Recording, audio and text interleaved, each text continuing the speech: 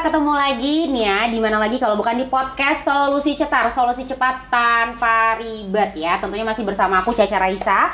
Dan kali ini ada sesuatu yang spesial. Kenapa? Karena kita sedang dalam rangka menyambut anniversary dari Kredit Pintar. Nah, jadi ada sesuatu yang akan dibahas dulu.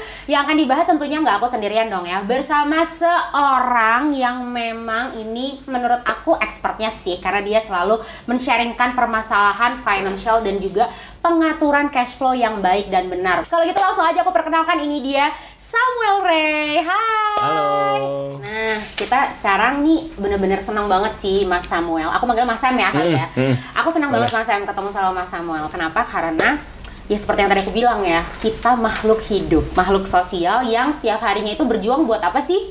Buat hidup, ya kan? Sesuap berlian ya mungkin kan. Buat sesuap berlian, tapi sebelum sesuap berlian, sesuap nasi aja dulu, ya kan? Nasi aja nih susah untuk dicari ya, teman-teman semua yang sobat pintar ya. Tapi nggak apa-apa, kenapa? Karena di sini kita akan betul-betul dikasih tahu nih sama ahlinya gitu. Gimana sih caranya ketika kita sudah mendapatkan uang, terus kita itu bisa mengatur, mengelola cash flow kita dengan baik. Karena aku percaya banget ya Mas ya, mau sepintar apapun kita cari uang, tapi kita nggak bisa mengatur dan mengelola keuangan tersebut dengan baik dan benar. Betul, boncos juga ya ujung-ujungnya. Habis lagi ya. Benar. Oke, nah gimana nih Mas kira-kira? Iya. Mungkin ada masukan apa? Sebelumnya silahkan disapa-sapa dulu sobat pintarnya dulu. Oh ya, mungkin aku nyapa juga sobat pintar. Terima kasih sudah ngundang aku ya Mbak Caca ya ke podcast Sama-sama. ini. Senang banget bisa ngobrol-ngobrol sama teman-teman. Sebenarnya kalau dibilang expert, bukan expert lah, lebih ke seseorang yang sedikit lebih berhati-hati dengan keuangannya. Lebih mindful tentang keuangan. Lebih mindful, lebih budgeting gitu ya. Nah, mungkin yang mau di-share hari ini lebih ke tips-tips gimana caranya supaya teman-teman juga bisa punya mindset yang sama gitu. Mudah-mudahan membantu teman-teman yang lagi dengerin. Sangat membantu, pasti penting banget. Yang aku pengen tanyakan itu adalah gimana sih caranya kita untuk bisa menghabiskan uang dengan benar. Silakan. Oke, jadi mungkin langkah pertama ya, gimana kita cara mengatur keuangan yang benar adalah kita harus menyadari dulu setiap bulan tadi yang Mbak Caca bilang kebutuhan sama keinginan porsinya masing-masing berapa. Nah, caranya adalah nggak lain nggak bukan dicatat. Kalau ada pengeluaran dicatat gitu. Nah, bahasa sekarang ya orang bilang budgeting. Sebenarnya cuman bahasa kerennya aja. Istilahnya ya sebenarnya kalau ada pengeluaran kita harus apalagi nulis buku kas gitu. Aku nggak bilang oke, sepanjang umur hidupku aku akan budgeting, tapi at least buat teman-teman yang belum pernah sama sekali, coba deh 3 bulan dulu. Udah ketahuan gitu kan 3 bulan kira-kira, oh buat makan gue habis 20% gaji. Oh buat kos-kosan gue habis 20% gaji. Dan seterusnya, nanti ketahuan sisanya berapa. Nah, sisanya itu yang kita bisa tabung, dari tabungan kita investasikan, dialokasikan lagi, mudah-mudahan bisa bertumbuh investasinya. Sama kayak Mas, tapi ada pakemnya nggak sih sebenarnya, misalnya kayak dari pendapatan yang kita terima nih ya gitu ya. Pendapatan itu kan nggak melulu dari gaji ya. Misalnya kita ada gaji bulanan fixed income, terus misalnya kita juga ada side hustle gitu ya. Terus kita ngebagi-bagiinnya tuh gimana? Ada yang bilang 50, 30, 20. Jadi untuk kebutuhan makan dan lain-lain tuh 50. Biaya hidup lah ya. Biaya hidup 30 untuk senang-senang, 20 untuk ditabung gitu. Nah, dari 50 yang tadi di awal itu mencakup kos-kosan, biaya makan dan lain-lain sebagainya gitu. Tapi mungkin teman-teman bisa mencoba at least coba 10% dulu dari gaji tiap bulan ditabung. Jadi memulai habitnya dulu sih. Ada caranya juga sebenarnya untuk kita cara bangun disiplin gitu kan. Buat teman-teman yang sudah punya pasangan, kayak aku sudah punya istri, setorlah ke rekening bersama supaya kamu punya pemasukan kelihatan semua sama istri. Oh iya, benar. Kalau itu terjadi kan berarti ada yang check and balance gitu kan. Mungkin sampai sekarang juga masih ada yang berpikiran bahwa caranya ngirit uang itu udah nggak usah ngambil cash, semuanya pakai kartu ATM aja. Iya, malahan lebih boncos ya Bun, mohon maaf. Taruh di situ semua lagi gajinya gesek, ya? Iya, dikit-dikit gesek. Kan karena nggak berasa, nominalnya nggak kepegang, nggak nyadar gitu kan, oh tadi habis keluar duit segini. Berarti balik lagi apa? Ke habitnya kita, kedisiplinannya kita tuh udah sampai mana. Yo, ngaku jujur. Nah, Mas, terus kalau misalnya Mas Sam sendiri gitu ya, sekarang kan udah menjalani habit. Nah, Mas sendiri tuh sebenarnya dari awal ada mengalami kesulitan juga nggak sih? Kan manusia biasa juga pasti, yang berawal sama dong kayak orang-orang awam seperti kita ini gitu ya. Nah, awal-awalnya mungkin ada bisa sedikit cerita aja sih sekilas gitu. Terus sampai akhirnya Mas bisa sampai se-mindful ini gitu ngejalaninnya, dan financial goals-nya Mas tuh sebenarnya apa sih sampai bisa menjalankan kehidupan begini gitu? Oke. Jadi financial goal tuh berubah-berubah. Dan tadi pertanyaannya apakah mulai dari nol? Ya semua mulai dari nol. Pasti Aku pun mulai dari nol gitu kan. Mulai dari jadi karyawan juga, ngerasain gaji UMR juga sama bulanan, seperti teman-teman gitu ya. Sekarang pun masih jadi karyawan juga. Nah kalau bicara financial goal, udah berubah beberapa kali. Jadi mulai kerja tahun sekitar 2011, itu goalnya pertama nikah. Nah untuk mau nikah di tahun 2014, 3 tahun nabung, 2014 nikah. Habis nikah, ya namanya manusia ya pasti pengen punya goal baru gitu. Pengen punya rumah sendiri, akhirnya di 2018 mulai bangun rumah ini gitu. Terus kemudian 2021 kemarin puji Tuhan dikasih berkat kita bisa lunasin rumahnya akhirnya gitu. Nah jadi financial goal itu menurutku berubah-berubah, dan yang penting buat teman-teman tidak perlu membanding-bandingkan. Kalau ditanya goal yang terakhir sekarang, tadi sempat cerita ya, kita ngobrol sedikit, aku sama istri punya goal untuk FIRE. Nah, FIRE ini Financial Independence, Retire Early, di usia 35. Sekarang semangat, Mas. Semangat. Gitu, mudah-mudahan bisa ya. Mudah-mudahan bisa. Oke. Seperti itu ceritanya. Oke, wow, seru ya ini ya, si FIRE ini ya. Ya, ini pasti kayaknya bukan impian atau goalsnya Mas doang sih. FIRE-nya Mas ini gitu ya, kira-kira udah sampai mana nih perjalanannya, dan mungkin ada tips and trick yang bisa Mas Sam share ke semua. Jadi gini, FIRE nih sebenarnya menurutku mengubah mindset aku tentang sebenarnya butuh berapa sih untuk pensiun. Gitu. Kalau kita nggak pernah ngitung, kalau kita nggak pernah budgeting, kita pasti mikir kayak, wah gila pensiun, gue butuh puluhan miliar kali, atau gue butuh duit berapa ya, nggak pernah tahu gitu, nggak pernah kepikiran, nggak pernah kebayang gitu. Tapi FIRE ini didasari oleh sebuah studi namanya Trinity Study di Amerika Serikat. Jadi studi ini mempelajari pasar saham Amerika sepanjang 80 tahun lebih ke belakang. Jadi sampai tahun 1920-an pas Amerika ada Great Depression pun dia mempelajari naik turunnya harga saham.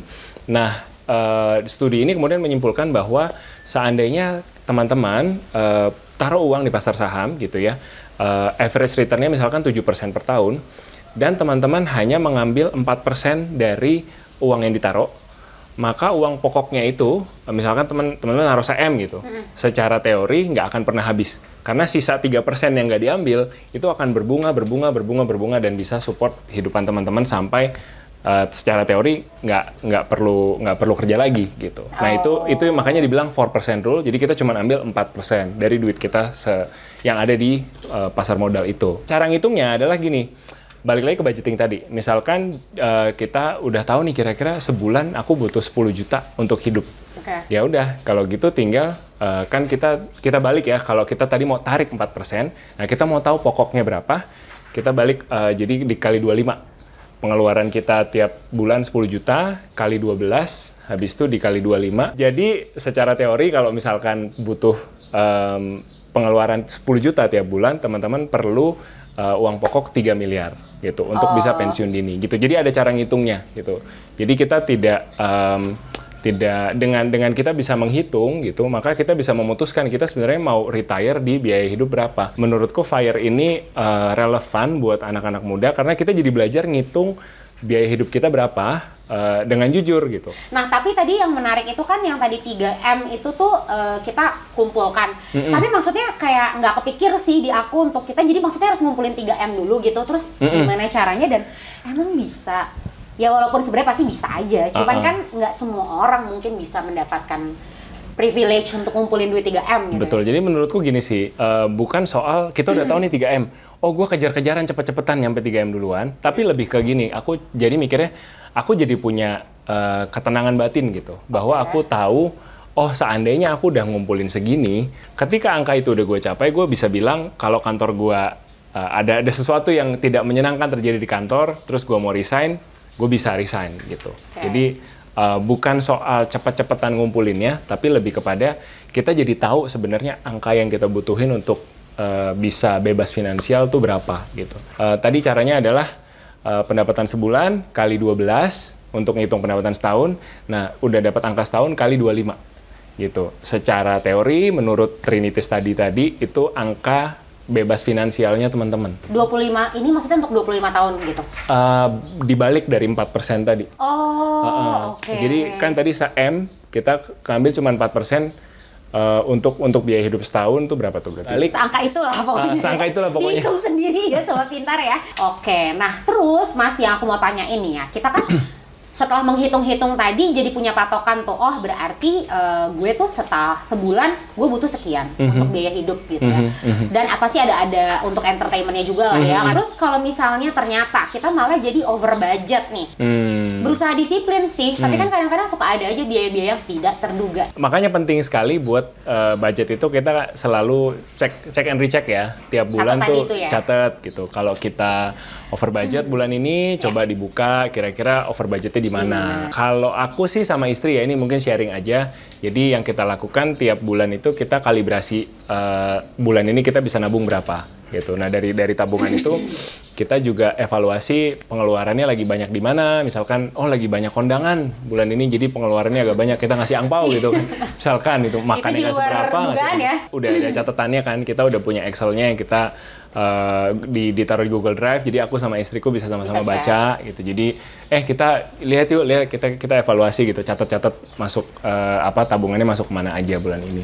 Gitu. Wah, oke lah kalau gitu. Ini lumayan pencerahan banget ya sobat pintar ya. Apalagi kita tuh memang hidupnya kadang-kadang suka tidak terpola gitu ya. Satu lagi yang mau lebih difokuskan Mas untuk tipsnya nih tentang mungkin living cost gitu ya, yang betul-betul harus kita perhatikan baik-baik dengan seksama selain dicatat, itu apa? Mungkin buat aku lebih ke punyai fokus ya sama tujuan finansial teman-teman. Kayak aku tadi ceritakan, aku mulai kerja 2011, terus tujuan finansialnya bisa nikah, punya rumah, punya mobil dan seterusnya. Nah, bisa jadi teman-teman saat ini tujuan finansialnya beda sama orang lain yang duduk di bangku sebelah gitu. Jadi tidak perlu membanding-bandingkan. Jadi kamu mau apa aja boleh, tapi mau semua nggak bisa.